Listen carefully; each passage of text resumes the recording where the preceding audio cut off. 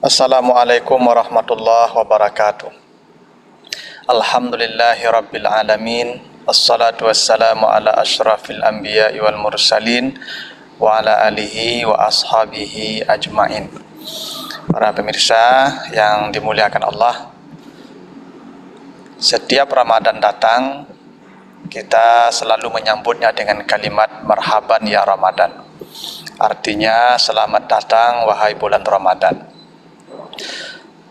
Kata marhaban secara harfiah berasal dari kata rohaba yang berarti lapang. Ketika kita mengatakan marhaban, maka kita mengatakan engkau datang, hati saya terasa lapang. Itu artinya setiap Ramadan datang kita seharusnya bergembira. Karena itulah kita mengucapkan dada saya, hati saya terasa lapang saat Anda datang.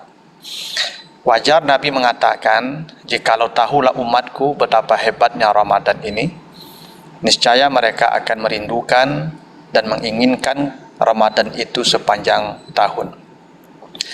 Kenapa kita bergembira dengan datangnya Ramadan? Karena Ramadan ini adalah hadiah dan bonus istimewa yang diberikan Allah kepada umat Nabi Muhammad. Kenapa Ramadan menjadi bonus? Salah satunya perhatikan firman Allah surat Al-Ankabut ayat yang ke-14. Walaqad arsalna Nuhan ila qaumihi falabisa fihim alfasanatin ila khamsina am. Nabi Nuh dan umatnya, kata Allah, diberikan usia yang panjang, yang hidup mereka rata-rata 950 tahun. Umat-umat yang lalu oleh Allah diberikan usia yang panjang, bahkan ada yang sampai 1000 tahun, seperti yang pernah diberikan Allah kepada umat Nabi Nuh. Sementara umat Nabi Muhammad, kata Nabi, baina sittin wa sab'in, antara 60 sampai 70 saja, dan teramat sedikit yang bisa melewati batas 70 tahun. Itu artinya secara kuantitas amal kita dibandingkan dengan umat-umat yang lalu itu jauh lebih sedikit dan lebih minim. Bayangkan kalau kita usianya 60 tahun sudah meninggal dunia, dan kita baru beribadah usia 40 tahun, hanya 20 tahun saja kita beribadah. Akan tetapi dengan rahmat Allah, khusus untuk umat Nabi Muhammad, memang usianya pendek, kuantitas amalnya tidak terlalu banyak, tetapi Allah berikan kesempatan untuk menandingi umat-umat yang lalu ibadah mereka lewat kualitas amal. Nilainya dan bobotnya diperbesar oleh Allah, yang salah satunya dengan menghadiahkan untuk mereka bulan Ramadan, yang di situ ada ibadah baik siang hari yang wajib puasa dan baik di malam hari qiyamul Ramadan. Dan puasa ini dan ibadah-ibadah orang yang berpuasa, kata Allah, itu pahalanya tanpa hisab. Allah sebutkan di surat Az-Zumar ayat yang ke-10, innama yuwaffas sabiruna ajrahum bighairi hisab. Orang-orang yang menahan diri itu sabar, maka pahalanya, kata Allah, tanpa hisab. Tidak ada perhitungan pahala untuk mereka, karena pahala mereka hanya Allah saja yang tahu. As-saum atau puasa artinya imsak. Kata imsak ini sama artinya dengan kata sabar, sama-sama menahan. Karena itu pahala sabar tidak terhitung, maka pahala puasa juga tidak terhitung. Karena sabar dan puasa itu sama-sama bermakna imsak, menahan. Karena itulah dalam hadis kursi Nabi menyebutkan kullu amal ibni adam lahu, setiap amal anak Adam untuknya, illa saum, kecuali puasa. Artinya semua amal yang dikerjakan manusia ada takaran pahalanya, ada batas penghargaannya. Satu-satunya amal yang tidak ada batas penghargaan dan takaran pahala itu adalah puasa. Karena itu kata Nabi, lisaimi farhatan, bagi orang yang berpuasa ada dua kegembiraan kelak.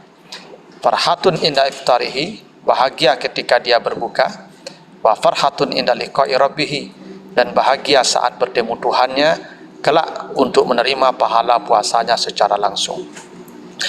Paling tidak itulah kita kenapa bergembira dengan datangnya Ramadan. Belum lagi di malam hari Allah menyediakan satu masa yang disebut dengan Lailatul Qadar.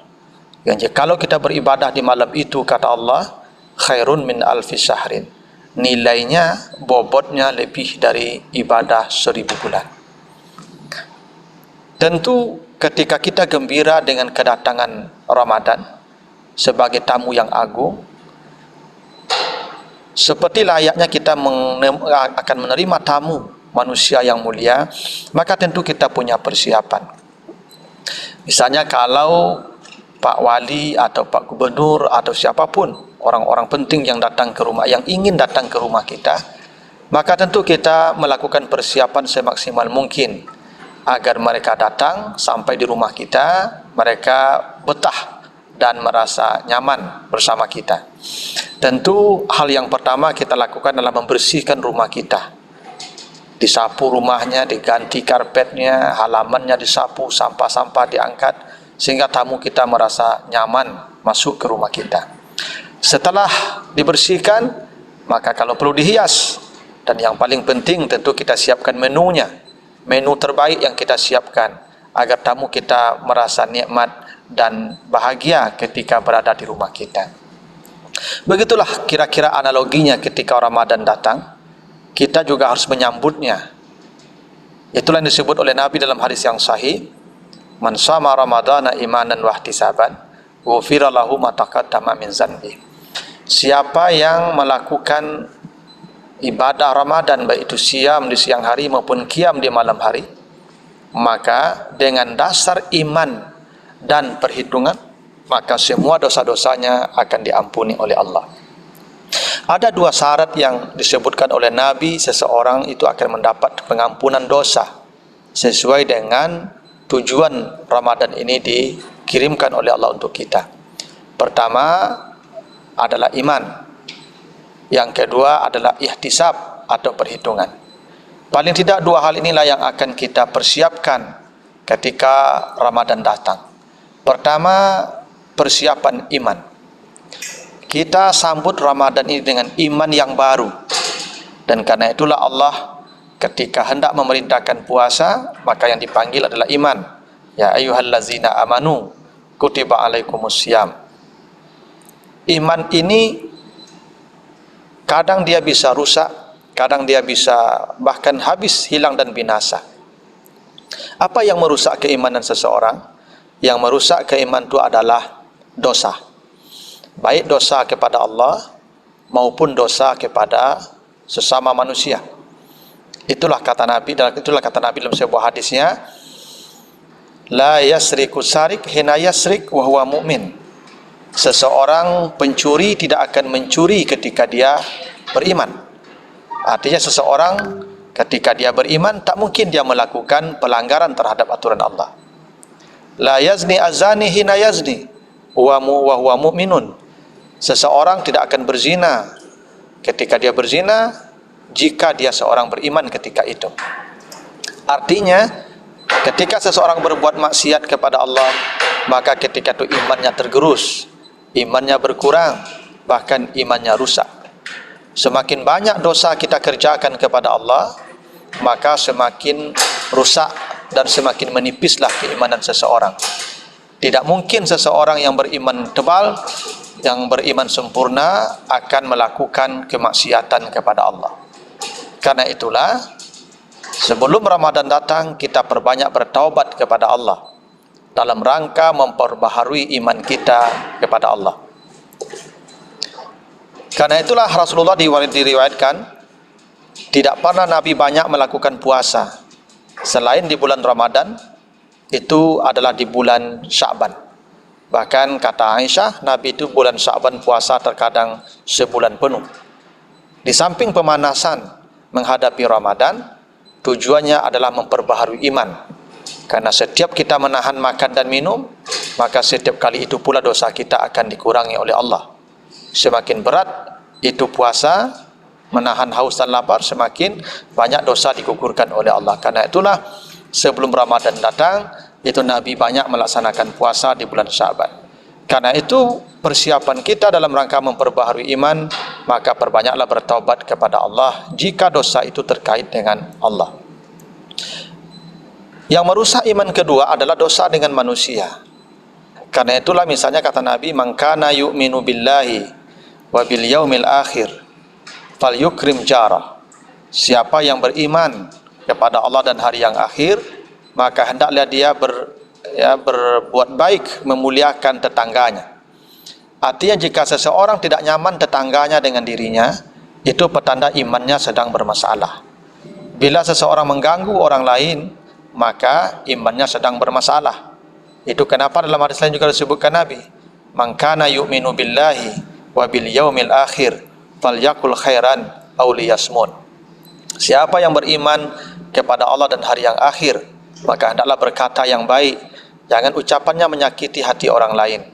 Jika dia tidak mampu berkata yang baik, maka lebih baik dia diam. Karena diam itu akan menyelamatkan dirinya dan juga menyelamatkan dari orang lain dari sakit lidahnya. Kenapa Allah kaitkan perkataan yang baik dengan iman, dengan hari yang akhir dan Allah dan hari yang akhir? Ini menunjukkan bahwa semakin kita banyak bermasalah dengan manusia, menunjukkan iman kita semakin kurang, semakin menipis. Itulah kata Nabi, ya, seseorang tidak akan beriman man la ya'man jarahu bawaikuhu, yang tidak nyaman orang lain bersamanya. Itulah kenapa kata iman berasal dari kata aman. Orang yang beriman akan mendatangkan rasa aman bagi orang lain. Orang yang beriman akan menciptakan suasana aman dimanapun dia tinggal dan berada. Maka semakin baik kualitas iman seseorang, maka semakin nyaman orang lain bersamanya. Dan itu pula lah kata amanah akan berasal dari kata iman dan aman itu, bahwa kejujuran hanya ada bagi orang yang beriman. Sulit rasanya logika menerima ada orang tidak beriman tapi jujur. Kalaupun ada, itu sebuah ungkapan yang mungkin hanya pemanis di lidah saja. Tidak mungkin rasanya orang tidak beriman itu jujur, karena kata amanah itu berasal dari kata iman. Itulah kenapa ketika Allah memanggil kita berpuasa, maka yang dipanggil itu orang beriman. Ya ayyuhallazina amanu, hai orang-orang yang beriman. Kenapa? Karena puasa itu akan melahirkan orang-orang yang amanah. Puasa akan melahirkan orang-orang yang jujur dan berintegritas. Coba perhatikan puasa. Jangankan milik orang lain, kalau kita pulang ke rumah kita, tidak ada satu orang pun di rumah, kecuali kita sendiri. Makanan tersedia banyak di rumah. Kita bisa makan sepuasnya tanpa sepengetahuan orang lain. Tinggal kita kunci rumah kita, sehingga tidak ada satupun orang yang bisa melihat kita makan dan minum. Tetapi kenapa kita tidak melakukan hal yang demikian? Karena kita diajar dengan berpuasa itu bersifat amanah. Sekalipun Allah tidak melihat, tapi Allah pasti melihat kita. Karena itulah puasa ini disebut sebagai ibadah antara hamba dengan Tuhannya. Sebab kalau kita salat, banyak orang yang melihat kita salat. Kalau kita berzakat, banyak orang yang tahu kita berzakat. Minimal penerima zakat tahu bahwa kita berzakat. Kalau kita haji, mungkin sedunia orang tahu kita haji. Tapi kalau kita berpuasa, tidak ada yang tahu bahwa kita berpuasa kecuali hanya Allah dan kita yang berpuasa. Karena puasa akan melahirkan orang-orang yang berintegritas. Puasa akan melahirkan orang-orang yang amanah, orang yang beriman. Karena itu mustahil seseorang ketika Ramadan berakhir kemudian dia tidak bisa menjadi manusia yang amanah dan jujur, karena puasa selama ini mendidik dia bersikap jujur dan amanah. Itulah wajar Nabi mengatakan kam min shaimin, betapa banyaknya orang yang berpuasa, laisa lahu min siyamihi, tidak ada hasil puasa yang dia dapatkan ilal ju' wal atash, kecuali rasa haus dan lapar semata. Kenapa? Karena puasanya gagal membentuk dirinya menjadi manusia yang berkualitas. Yang kedua, persiapan kita adalah ihtisaban, perhitungan. Perhitungan itu artinya ilmu. Seseorang melakukan ibadah, apapun ibadah yang dia kerjakan, mestilah atas dasar ilmu. Karena itulah kata Allah, yarfa'illahu allazina amanu minkum wallazina utul ilma darajat. Seorang yang beribadah dengan ilmu dan orang yang beribadah tanpa ilmu, karena nanti di akhirat Allah tidak akan menghargai dengan harga yang sama, pasti harganya berbeda. Di surah Al-Maidah ayat yang ketiga, bahkan anjing pun kata Allah, kalau anjingnya berilmu, maka dia kalau pulang membawa binatang mati, maka boleh dimakan, karena halal, karena dia punya ilmu. Tapi kalau anjingnya tidak berilmu, maka binatang mati yang dibawa pulang itu adalah bangkai dan tidak boleh dimakan. Kenapa? Karena ilmu yang membedakan nilai dua makhluk itu. Anjing saja, yang satu berilmu, yang satu tidak berilmu, Allah hargai berbeda, apalagi manusia. Karena itulah kita ini setiap ibadah dianjurkan berjamaah. Salat kita disuruh berjamaah oleh Allah. Kenapa disuruh berjamaah? Karena ibadah berjamaah itu akan dilihat Allah siapa yang paling bernilai salatnya, dan biasanya imam. Karena itulah imam itu disyaratkan yang paling baik bacaannya, yang paling banyak ilmunya, yang paling banyak hafalannya, yang paling baik akhlaknya. Kenapa? Karena semua salat jamaah akan dinilai dengan salat imamnya. Dan itulah kelak kenapa kata Allah di surah Al-Isra ayat 71, ya, yauma yud'a kullu unasin bi imamihim, semua orang akan dipanggil masuk surga dengan imamnya masing-masing. Karena imam itu ibadahnya paling berkualitas karena didasarkan ilmu, dan ibadah dengan ilmu itu nilainya berbeda dengan ibadah yang tanpa ilmu. Puasa adalah ibadah yang sangat rinci penjelasannya dalam Al-Quran.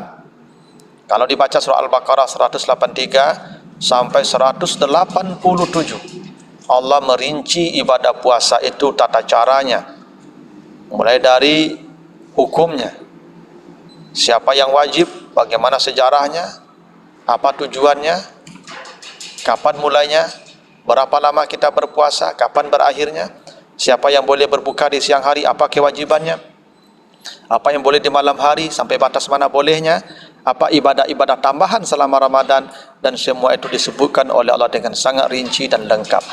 Karena itulah tidak dapat tidak kita ini, semua orang yang akan melaksanakan ibadah puasa harus mengerti dengan sangat rinci tentang perkara puasa ini, baik perkara yang menambah, yang mengurangi, yang merusak, hingga membatalkannya. Tentu kajian-kajian seperti ini sudah sangat banyak, bisa ditemukan di majelis-majelis taklim di masjid-masjid, atau mungkin bisa dilihat di ceramah-ceramah yang ada di media sosial seperti YouTube. Maka pelajarilah sebanyak-banyaknya yang terkait dengan tata cara dan aturan ibadah puasa. Karena semakin lengkap pengetahuan kita tentang sebuah ibadah, maka nilainya pun akan semakin tinggi di sisi Allah. Dan memang begitulah, ibadah ini tidak akan dinilai oleh Allah kalau kita tidak punya ilmu dalam ibadah tersebut. Minimal ini dua persiapan yang harus kita maksimalkan sebelum Ramadan ini datang. Pertama, perbaharuilah iman kita, yang dengan Allah kita minta maaf, minta ampun, istighfar, lakukan kebaikan sebanyak-banyaknya, dan yang dengan manusia kita saling bermaafan. Memang dalam Al-Quran tidak ada perintah minta maaf. Kalau kita cari satu ayat pun dalam Al-Quran tidak ada satupun kalimat yang memerintahkan seseorang meminta maaf. Yang ada hanyalah fa'fu anhum, memberi maaf. Bukan berarti meminta maaf tidak diperintah, tetapi memang yang paling baik, yang paling mulia adalah orang yang memberi maaf. Dan yang kedua, persiapan ilmu. Belajarlah, carilah pengetahuan, ya, carilah pengetahuan yang lengkap tentang ibadah puasa ini, sehingga dengan demikian kita bisa melakukan puasa dengan bentuk yang maksimal dan sempurna. Demikian, terima kasih atas segala perhatiannya. Mohon maaf jika ada yang kurang berkenan. Subhanakallahumma wa bihamdika asyhadu an la ilaha illa anta astaghfiruka wa atubu ilaika. Wassalamualaikum warahmatullahi wabarakatuh.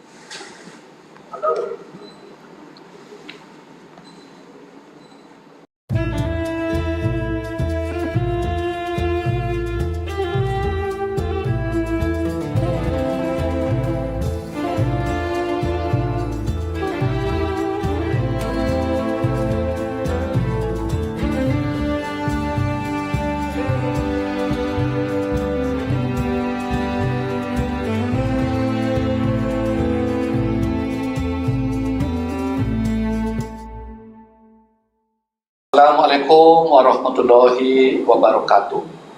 Saya Muslian Kasim, Rektor Universitas Baitur Rahmah, mengucapkan selamat menunaikan ibadah puasa bulan Ramadan 1442 Hijrah tahun ini. Mari kita jadikan pandemi COVID-19 ini untuk meningkatkan keimanan kita dan ketakwaan kita. Mudah-mudahan dengan berpuasa kita bisa meningkat imunitas kita sehingga kita bisa terbebas dari pandemi, sehingga kita bisa melakukan aktivitas seperti biasa. Selamat menunaikan ibadah puasa dan selamat berbuka bagi kita bersama-sama. Penerimaan mahasiswa baru Universitas Baitur Ramadan Akademik 2021-2022 menerima 5 fakultas dan 10 program studi terdiri dari S1 dan Profesi Kedokteran Umum, S1 dan Profesi Kedokteran Gigi, S1 Manajemen dan S1 Kewirausahaan, S1 Kesehatan Masyarakat, D3 Kebidanan, D3 Radiologi, D4 Keperawatan Anestesiologi, S1 Administrasi Rumah Sakit, S1 Farmasi Klinis, D3 Akademi Keperawatan. Untuk pendaftaran bisa kunjungi pmb.umroh.ac.id. Jangan lupa daftarkan diri ya agar menjadi bagian dari kita.